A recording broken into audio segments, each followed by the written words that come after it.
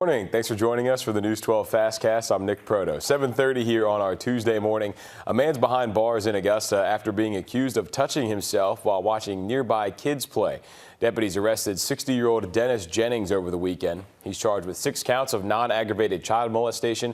They say the children involved were ages 7 to 13 years old. Richmond County investigators say this isn't the first report against Jennings.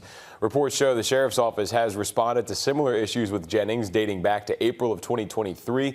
Nearly 2 months ago, he was arrested and charged with public indecency. He was released on a 12-month probation, but neighbors say that didn't solve the problem. It only made it worse. Investigators tell us video evidence played a key role in investigations like this. Deputies say the only way to arrest Jennings was to catch him in the act. Now, a graphic video of the incident was taken by one of the kids, and it circulated on social media. Neighbors say getting it wasn't easy. I never could get a good video because he'll always get up or move or stop doing what he was doing once the kids came and told me. Investigators say they see 15 to 20 cases like this a week, and it all comes down to that video. When the sheriff's office recently made an arrest in a stalking investigation, they wanted to let you know how to get in touch with them. If you ever have information related to an investigation, you can call 706-821-1000. You can also send them a Facebook message. New this morning, a woman is arrested after an accident. This is in connection to the one we told you about on Riverwatch Parkway.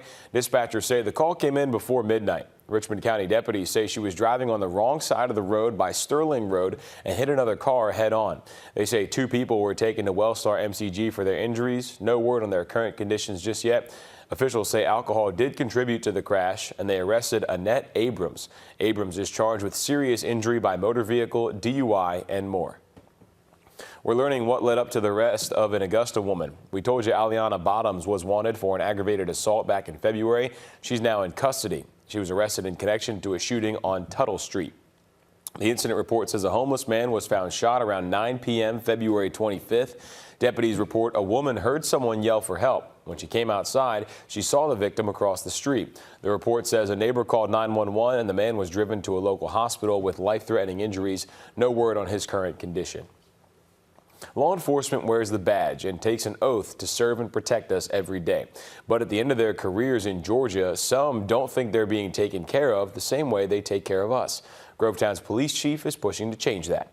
It's because Georgia doesn't have a statewide retirement plan in place for all law enforcement. City Council met last night and heard from Chief Jamie Kitchens. He spoke before council members who voted unanimously to sign a resolution to be delivered to the governor, both supporting and calling for the creation of a retirement system.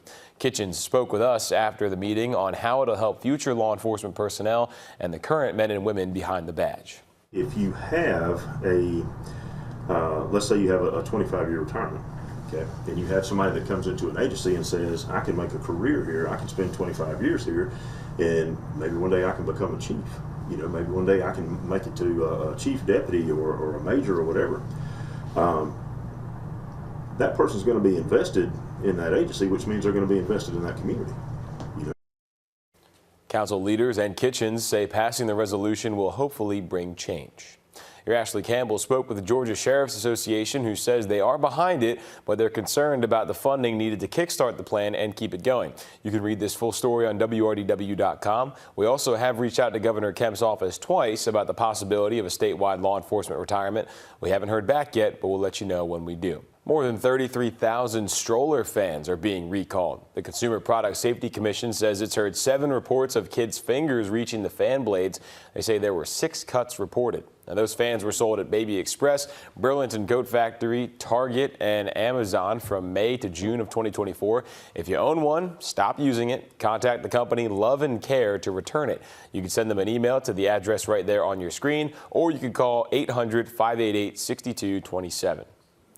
Heads up to Screven County, the sheriff's office letting you know who to contact in an emergency. Deputies say you need to call their 911 center for emergencies. And if it's not an emergency, call 912-564-2826 for things like if you need a deputy to come out or you want to file a report.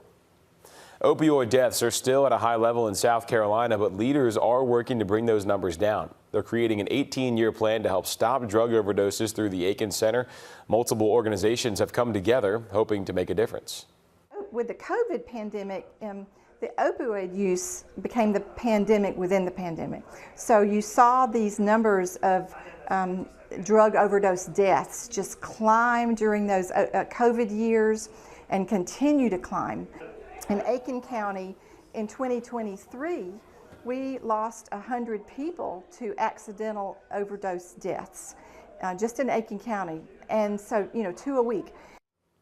Leaders say last year that number was cut nearly in half. They credit that to the increased number of first responders with Narcan.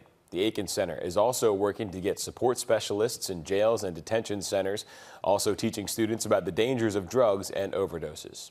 That's going to do it for the news side this morning. Let's send it over now to First Alert meteorologist Tim Strong for checking the weather. Thank you, Nick. We're still monitoring some dense fog this morning. You have that late sunrise, 7:43. Well, there is still a few areas with some dense fog. Burton County all the way over towards Jenkins County as well. But moving on through the rest of this morning, it should improve. Now, this is our camera turn towards the state line into Georgia and South Carolina, Savannah River Bridge. Well, we're looking at temperatures anywhere between, well, the lower to mid 30s coming in here this morning. So we're all good as far as on track to see temperatures climb nicely in the 70s after a bit of a chilly morning start here. Thankfully, no rain going on for the rest of today or tomorrow. Now, tomorrow morning, we might